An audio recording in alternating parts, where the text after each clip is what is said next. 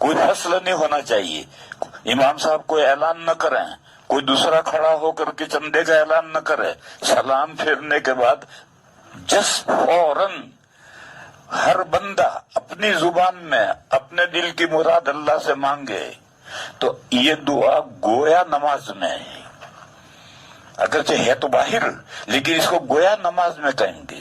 اور اسی لیے کتابوں میں لکھا ہے کہ نماز کے بعد آج کل گڑبڑ ہے، کبھی تو امام صاحب سلام کے بعد میں کچھ دعا اعلان کرتے ہیں پھر دعا مانگتے ہیں، اب یہ دعا نماز کے اندر نہیں رہی۔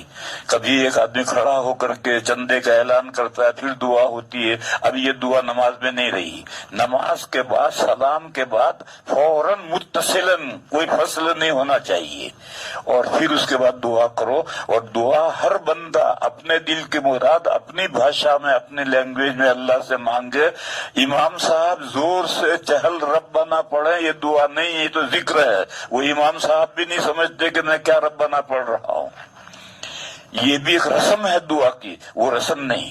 سلام کے بعد میں متصلاً ہر بندہ اپنے دل کی مراد اپنی زبان کے اندر مانگے، تو یہ دعا جو بعد میں نماز کے باہر ہے، یہ گویا اندر ہے۔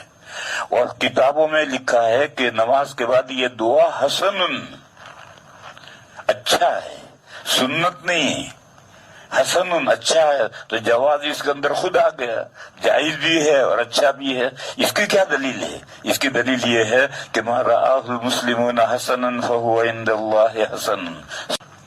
بہرحال چاروں ائمہ کے ماننے والے متفق ہیں کہ نماز کے بعد متصلاً دعا کرنا اپنی زبان میں ہی حسن ہے، اچھا ہے۔